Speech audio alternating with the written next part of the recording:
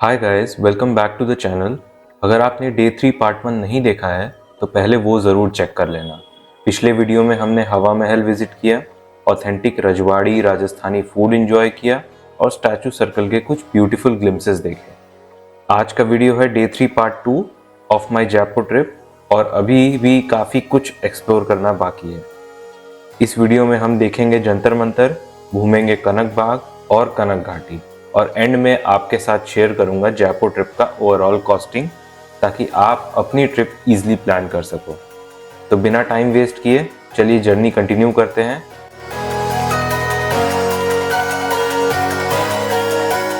अब हम आए हैं जंतर मंतर, जो जयपुर का सबसे यूनिक और फैसिनेटिंग प्लेसेस में से एक है।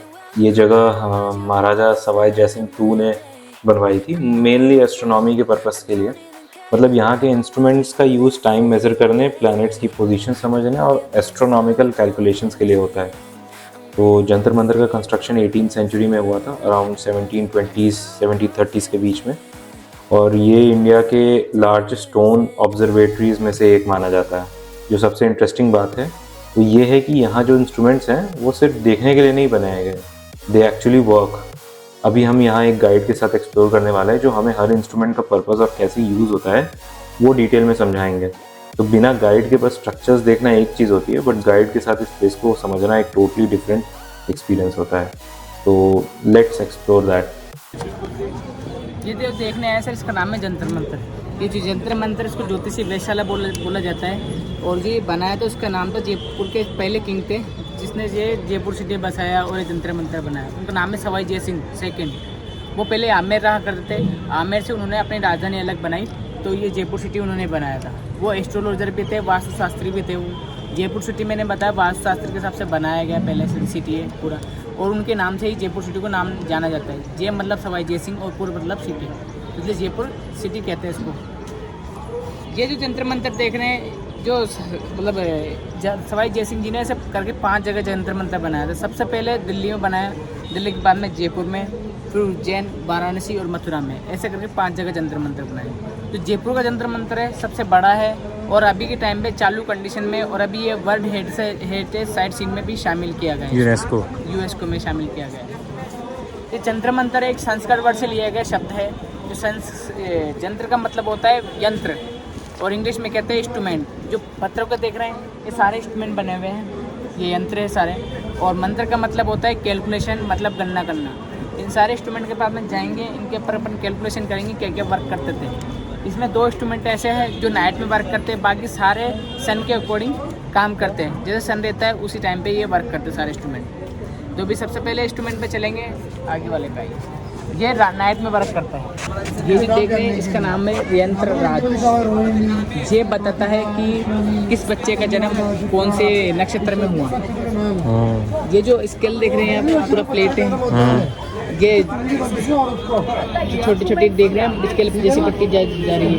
ये डिग्री है, जो अपना पेट अर्थ होता है 360 डिग्री, तो पूरा 360 डिग्री का बनाया गया है पूरा। और जो लाइनें देख रहे हैं साइड में और गोलाई में, उसको बोलते हैं लेटीट्यूड और लॉन्गिट्यूड लाइनें। ऊपर का जो गोला छोटा मिक्स हो रहा है ना सर, उसको बोलते हैं नॉर्थ पोल। हाँ, ये वाला नीचे वाला। अच्छा, ये नॉर्थ पोल हो गया, नीचे वाला साउथ पोल हो गया। जो बीच में लाइनें देख रहे हैं वो इक्वेटर लाइन है, जो बराबर विभाजित करती है। और छोटे छोटे नाम दिख रहे होंगे आपको, ये 27 नक्षत्र होते हैं। अच्छा, 27 नक्षत्र लिख रहे हैं। ये नाइट में कैसे वर्क करेगा, यहाँ पे पर्टिकुलर डिग्री चाहिए रहती है। जैसे मान लो 70-80 डिग्री, ये डिग्री बनी हुई है सर। ये डिग्री जैसे मान के चलिए सर, ये मेरा यंत्र आ जाए, ये बीच में इक्वेटर लाइन आ गया, ये होल आ गया। होल को माना गया जयपुर की पोजीशन, क्योंकि पहले छोटे छोटे राज्य हुआ करते थे और ये जयपुर के लिए बनाया गया था। तो पहले जो बीच में होल है इसको जयपुर माना जाता है। जिस परिवार बच्चे का जयपुर में जन्म हुआ होगा, तो यहाँ पे डिग्री लिखी हुई है। डिग्री आगे से काउंट करके यहाँ पे लेके आते थे रात को। फिर जहाँ पे टेलीस्कोप लगाया था होल की इस इधर की साइड में से ऊपर में, जैसे मान के चलिए 70 डिग्री, तो 70 डिग्री रात को वो रोटेट करेगा टेलीस्कोप को। टेलीस्कोप पर ऊपर देखेंगे ना स्काई में, उसको स्टार नजर आएगा। स्टार के नीचे ही उसको नक्षत्र लिखा हुआ आ जाएगा। जिस परिवार का बच्चे का जन्म हुआ होगा उसको नक्षत्र यहाँ पे मिलेगा। ये नाइट में वर्क करता है, रात को। रात ब्लैक बोर्ड है, पहले यहाँ पे आकर के दिन में यहाँ पे कौन सी जगह बच्चे का जन्म हुआ वो, और कौन से तारीख को हुआ और कौन से टाइम पे हुआ, और जो डिग्री बताई मैंने, जो डिग्री यहाँ पे लिख के जाते थे, वो सब चीज़ यहाँ पे दिन में कैलकुलेशन करके फिर रात को यहाँ पे आते थे। रात को फिर यहाँ पे आने के बाद में पूरा वर्क करते थे। ये जो देख रहे सर, राजा ने सबसे पहला इंस्ट्रूमेंट ये वाला बनाया। इसका नाम है ध्रुवदर्शी का पट्टिका यंत्र। ध्रुव मतलब ध्रुव तारा देखने के लिए। अपने तारे होते हैं, सूर्य होते हैं, ग्रह नक्षत्र होते हैं, वो एक दिशा से दूसरी तरह से चेंज करते रहते हैं, डायरेक्शन डिग्री चेंज करते थे। एक स्टार ऐसा होता है वो ओनली उत्तर में पाया जाता है और वो वहीं पर ही रहता है, उसको बोलते हैं नॉर्थ पोल स्टार। तो रात को 8 बजे के बाद में आप आएंगे यहाँ पे, और जो एरो का निशान दिख रहा है, आप यहाँ से नीचे से देखेंगे ना, आपको ऊपर स्काई में नॉर्थ पोल स्टार नजर आएगा। तो नॉर्थ पोल स्टार कहाँ होता है सर? नॉर्थ में। तो नॉर्थ हो गया, ये साउथ हो गया, ये ईस्ट हो गया, ये वेस्ट हो गया। डायरेक्शन का पता लग गया। डायरेक्शन के पता लगने के बाद में सारे इंस्ट्रूमेंट बनाए गए। और जो इसका एंगल देख रहे हैं, ये वाला एंगल जो बनाया गया है, ये 27 डिग्री के एंगल पे बनाया गया है, जिससे पता लगता है कि जयपुर का जो लेटीट्यूड है 27 डिग्री के लेटीट्यूड पे बनाया गया है। इसका नाम है लघु सम्राट यंत्र। लघु मतलब छोटा और सम्राट मतलब राजा। लघु सम्राट यंत्र है, छोटी सूर्य घड़ी है। ये बताता है टाइम जयपुर का टाइम क्या हुआ, और जयपुर के टाइम में और अपना घड़ी के टाइम में डिफरेंस आता है। 10 मिनट से लेके 41 मिनट तक का डिफरेंस आता है। हर डेली टाइम घटता और बढ़ता रहता है। जो आज का डिफरेंस है वो यहाँ पे लिखा होगा 40 मिनट वाइट पट्टी पे। उसमें आपको 40 मिनट प्लस करना पड़ेगा, अपना घड़ी का टाइम आ जाएगा। क्योंकि अपनी घड़ी का टाइम है जो IST से टाइम होता है, इस वजह से डिफरेंस है। और ये जो काम करता है, इसे बनाया गया है, जो इसकी हाइट देख रहे हैं ना, ये वाला एंगल आइए, ये 27 डिग्री के एंगल पे बनाया गया है। वॉच भी 27 डिग्री के एंगल पे सुबह 6 से 12 बजे तक का ये टाइम बताता है। मतलब सुबह 6 से शाम के 6 बजे तक का काम करता है ये वाला घड़ी। क्योंकि 6 बजे बाद सन ढल जाता है, और सन ढलने के बाद में ये घड़ी काम नहीं करती। और सुबह मॉर्निंग से 6 से 12 बजे तक वाला से काम करेगा, और 12 से 6 बजे तक का ये वाला से काम करेगा। 12 से 6, 7, 8, 9, 10, 11, 12 ये 12 हो गया सर। अब 12 बजे बाद में वो अलग से काम करेगा।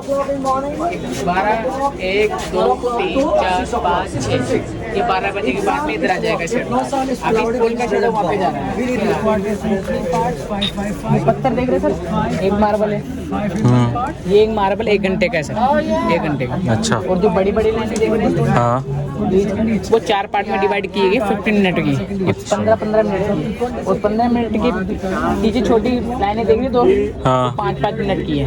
ओके, 3 है और हर एक में 5 है। हाँ, 5 और 5 मिनट को 1-1 मिनट में डिफरेंट बांटा गया है इसको। 30-30 सेकंड में, हाँ, 30-30 सॉरी 20-20 सेकंड में। हर 20 सेकंड में इसकी सूर्य की शेडो आगे बढ़ती थी, हर 20 सेकंड में आगे बढ़ती है।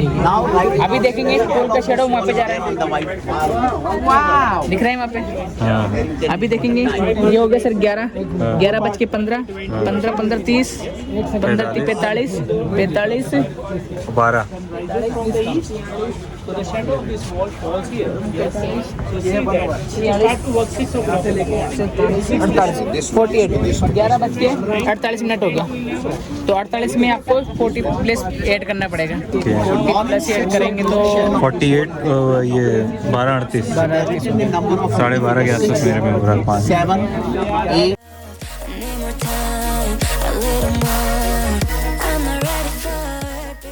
ये जो इंस्ट्रूमेंट देख रहे हैं सर, इसका नाम है नाड़ी वाला यंत्र। एक पार्ट ऐसा है, एक पार्ट सेम वैसा बनाया गया पीछे की साइड में। हाँ। ये घड़ी ये टाइम बताता है ये भी, और ये बताता है सूर्य अभी कहाँ पे है, कौन सी दिशा में। 6 महीने सूर्य उत्तर में रहता है और 6 महीने दक्षिण में रहते हैं, जिसको बोलते हैं उत्तरायण एंड दक्षिणायन। तो ये वाला जो पार्ट देख रहे हैं, ये है उत्तर का साइड का है। अभी देखेंगे यहाँ पे कोई रिफ्लेक्शन नहीं आ रहा, और जो लोहे का रोड देख रहे हैं उसका कोई शेडो नहीं पड़ रहा। तो अभी जो सन है दक्षिण में है, अभी ये चलता है समर सीजन में, अभी विंटर सीजन के आगे है।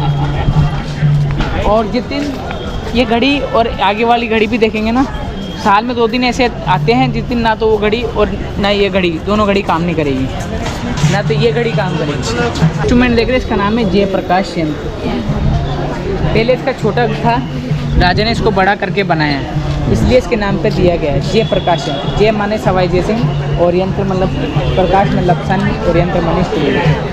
तो ये राउंड देख रहे हैं, ये पूरा 360 डिग्री का सर्कल है। ये 90-90 डिग्री में बांटा गया है। जो 4 तार देख रहे हैं 90-90 डिग्री में। ये बताता है सूर्य अभी कौन सी राशि में, जो 12 महीने की 12 राशि होती है, अभी सूर्य कौन सी राशि में है। जो देख रही है लाइन दिख रही है आपको बीच में इक्वट लाइन, वो इक्वट लाइन कहलाती है। 6 राशियाँ इसके नीचे बनी हुई है, 6 राशियाँ इसके ऊपर है। देखिए मकर है, धनु, कुंभ, ये सब राशियाँ लिखी हुई सर यहाँ पे। और ये 2 पार्ट में डिवाइड किया गया है। पहला पार्ट ये है, दूसरा पार्ट वो देखो।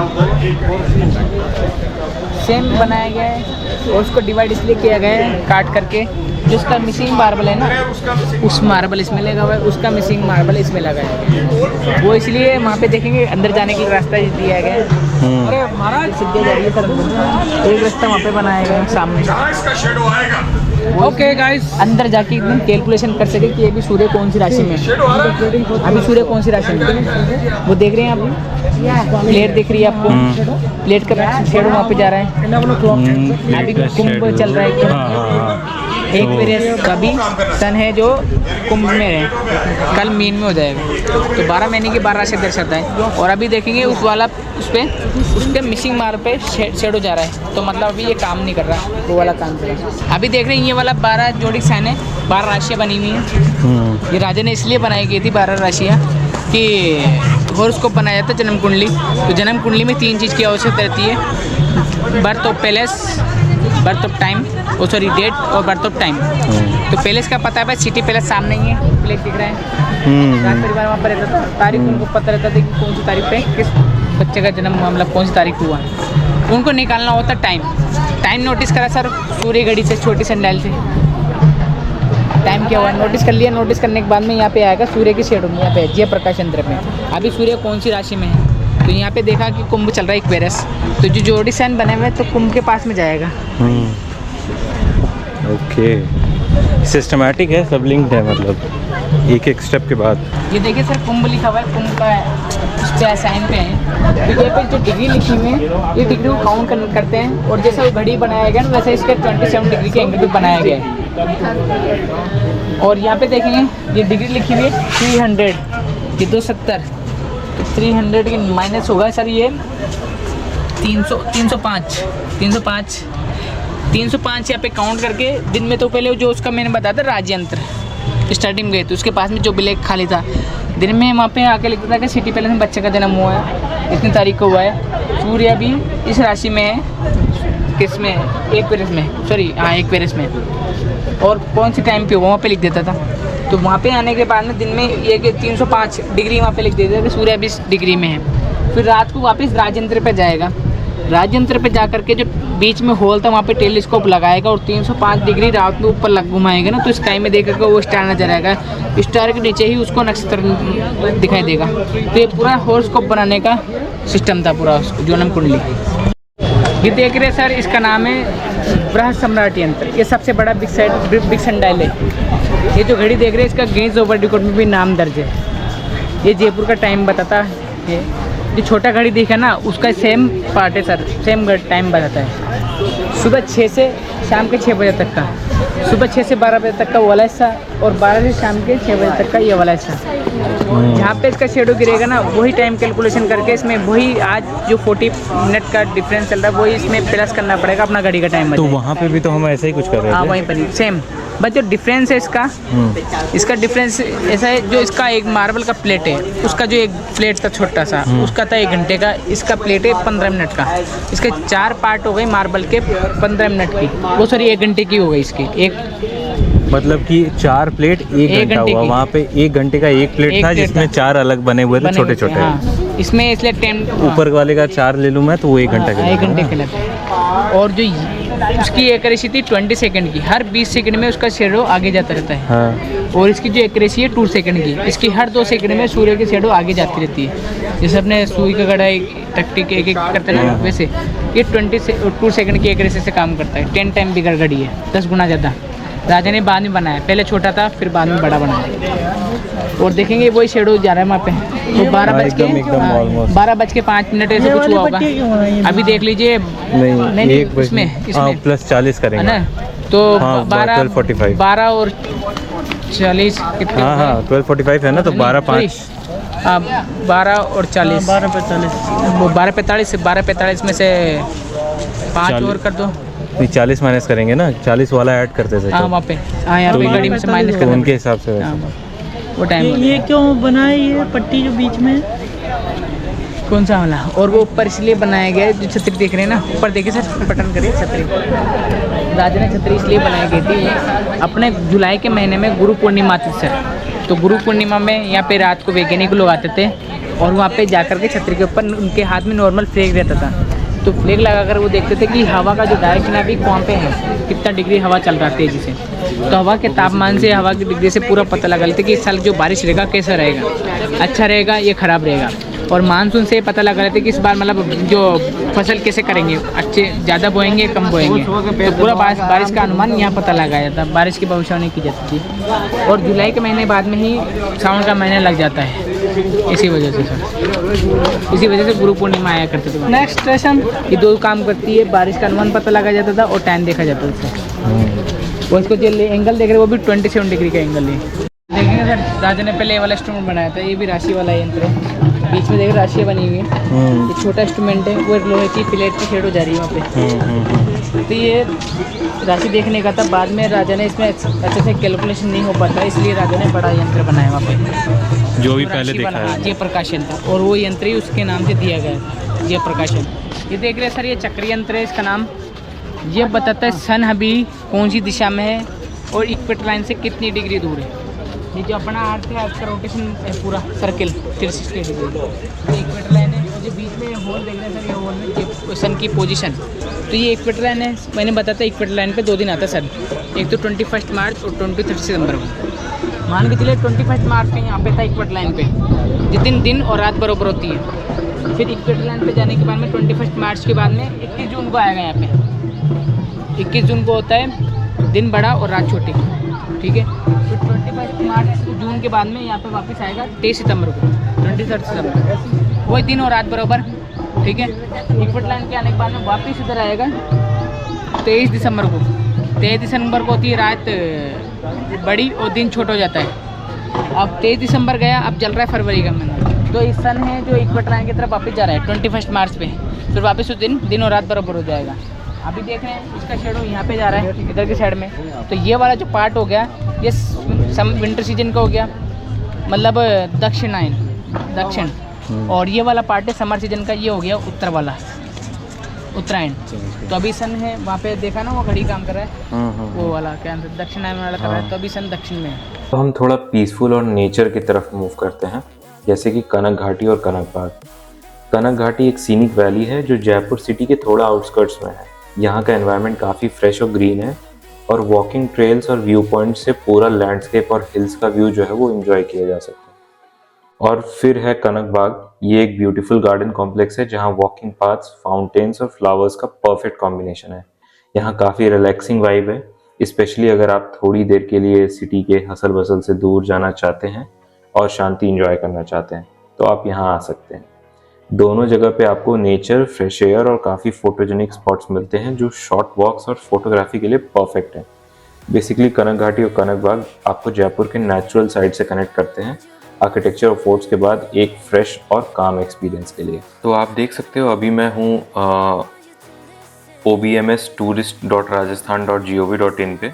Basically this is the official Rajasthan tourism booking website used for planning and booking most major attractions. You can use it to buy tickets for forts, museums, wildlife reserves and more without standing in long queues. There's also a companion mobile app with real-time availability and confirmations. तो अगर आप चाहो तो इस website को explore करो। तो अगर मैं इस पे जाता हूँ, अगर एक्सप्लोर करता हूँ तो मुझे यहाँ पर दिखेगा कि काफ़ी सारा इन्होंने फ़िल्टर दे रखा है टॉप डेस्टिनेशंस में, जैसे कि cities, museum, wild life, monument, cafeteria etcetera. तो अगर सपोज़ मैं म्यूज़ियम पे जाता हूँ और मैंने ये सेलेक्ट किया एल्बर्ट हॉल को, तो मुझे यहाँ पे इसकी पिक्चर्स दिख रही है, ठीक है।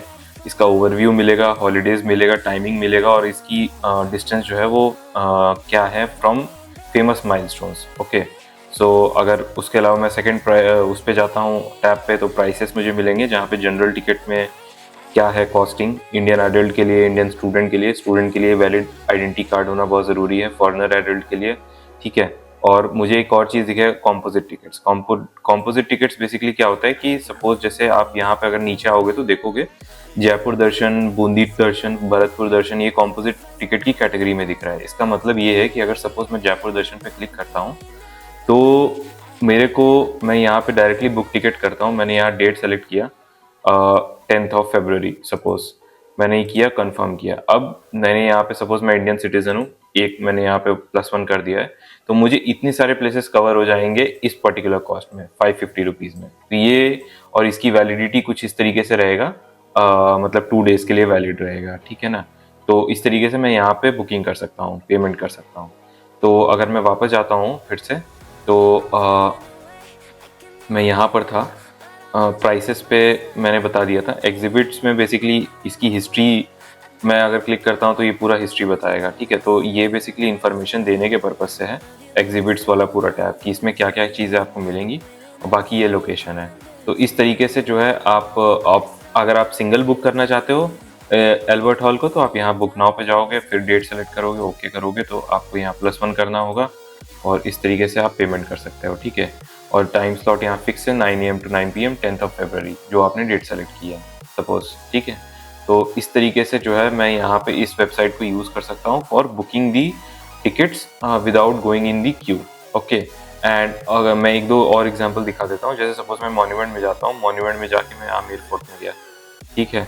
आमेर फोर्ट में अगेन मेरे को वही सारी सेम सिचुएशन दिख रही है, जैसे कि ओवरव्यू है, हॉलीडेज है, टाइमिंग्स हैं, डिस्टेंसेस दे रखे हैं। प्राइसेस की अगर मैं बात करूँ तो यहाँ पे कॉम्पोजिट टिकट, वही कॉम्पोजिट टिकट है 550, जो कि जयपुर ट्रिप के लिए था, जयपुर दर्शन के लिए था। जनरल टिकट यहाँ पे 200 रुपीज़ की है, ठीक है। और इसमें इंपॉर्टेंट इन्फॉर्मेशन क्या है कि इन दिनों में अगर आप जाते हो तो आपको फ्री एंट्री डेज मिलते हैं, 30 मार्च, 18 अप्रैल, 18 मई, 27 सितंबर। और बाकी फ्री एंट्री है चिल्ड्रन के लिए जो कि 7 ईयर्स से बिलो के हैं, ठीक है। स्टूडेंट ग्रुप के लिए एवरीडे फ्री होगी between 10 AM to 5 PM on the recommendation of their respective institute, ठीक है। तो इस तरीके से काफ़ी सारी इंपॉर्टेंट इन्फॉर्मेशन मिलेगी, कैमरा से रिलेटेड आपको इन्फॉर्मेशन मिलेगी, ठीक है, कि क्या क्या कॉस्ट है फिल्म शूटिंग के लिए, वीडियो फिल्म के लिए, और स्टिल फोटोग्राफी वगैरह के लिए। तो इस तरीके से जो है एग्जिबिट्स में जाओगे तो आपको सेम वही सारा क्या क्या चीज़ें अंदर जो है वो मिल रही हैं आमेर फोर्ट के, वो सारा कुछ डिटेल आपको मिलेगा। तो इस तरीके से आप इस वेबसाइट को और एक्सप्लोर कर सकते हो। अगर मैं यहाँ पे पैकेजेस में जाता हूँ तो अगेन मुझे वही कॉम्पोजिट टिकट्स दिख रही हैं यहाँ पर, ठीक है, जयपुर दर्शन, बूंदी दर्शन। मैं इस पर क्लिक करूँगा तो मैं वापस से वैसे ही जाऊँगा। हेल्प डेस्क पे मैं अगर जाता हूँ तो यहाँ पे आप बेसिकली अपना इशू बता सकते हो, और मतलब सारी डिटेल फिल करके और उसके बाद सबमिट कर सकते हो। तो ये बेसिकली एक टिकट जनरेट हो जाएगा आपके नाम पे, और वो टिकट उनके पास जाएगा जिसको वो रिजॉल्व करेंगे। FAQs में आप जाओगे तो ढेर सारे आपको फ्रीक्वेंटली आस्क्ड क्वेश्चंस मिलेंगे, जो कि आप देख सकते हो और आप समझ सकते हो अगर आपका कॉमन डाउट है तो उसके लिए, ठीक है। बाकी अबाउट अस में जाओगे तो ये इन्होंने अपने बारे में बता रखा है कि किस तरीके से इनकी वेबसाइट है। बाकी अगर मैं अपने टोटल ट्रिप के खर्चे की बात करूँ तो मेरा जो ट्रिप का टोटल खर्चा आया है वो कुछ 8,770 रुपीज़ आया है, और जिसमें ट्रेन टिकट्स 1500 थी, एक साइड स्लीपर था और एक side third AC। Hotel stage 2600 था, ठीक है। और फूड का मैंने ये मतलब अप्रॉक्सीमेट आइडिया लगाया है 1750। बाकी बाइक के और रेंट और ट्रांसपोर्ट जो भी था वो 1500 का था। गाइड चार्जेस मैंने 2-3 लोगों के साथ मिल के लिए, इसलिए मुझे केवल 500 पड़ा, जबकि मैंने 3 मॉन्यूमेंट में गाइड लिया है, हवा महल में, जंतर मंतर में और आमेर फोर्ट में। बाकी टोटल टिकट्स जो मॉन्यूमेंट की गई है, मैंने कॉम्पोजिट टिकट नहीं ली थी, तो मुझे अलग अलग करके लेने पे 920 रुपीज़ लगा। तो इस तरीके से आप जो है वो अपना ट्रिप जो है प्लान कर सकते हो, और आप इस वेबसाइट को यूज़ कर सकते हो अपनी टिकट्स बुक करने के लिए without going into the Q. और इसी के साथ दोस्तों यहीं पे हम रैप करते हैं हमारा जयपुर ट्रैवल ब्लॉग। इस शहर ने हमें सिर्फ घूमने के लिए जगह नहीं दी, बल्कि हिस्ट्री, कल्चर और रॉयल्टी को करीब से फील करवाया। जल महल की शांति, आमेर और जयगढ़ के भव्य फोर्ट्स, नाहरगढ़ से दिखते हुए जयपुर के एंडलेस व्यूज़, हवा महल की आइकॉनिक ब्यूटी, कनक बाग और कनक घाटी की सुकून भरी वाइब्स, और महाराजा सवाई जयसिंह जी की स्टैचू जिन्होंने इस शहर की नींव रखी। जयपुर सिर्फ पिंक सिटी नहीं है, ये एक एक्सपीरियंस है। कलर्स, स्टोरीज, आर्किटेक्चर और इमोशंस सब कुछ एक साथ। अगर आप ट्रैवल और हेरिटेज को पसंद करते हो तो जयपुर एक ऐसी जगह है जो आपको एक बार नहीं बार बार बुलाएगी। और अगर आपको ये व्लॉग पसंद आया हो तो लाइक, कमेंट और चैनल को सब्सक्राइब करना मत भूलना। मिलते हैं नेक्स्ट जर्नी में। Till then keep exploring, keep travelling.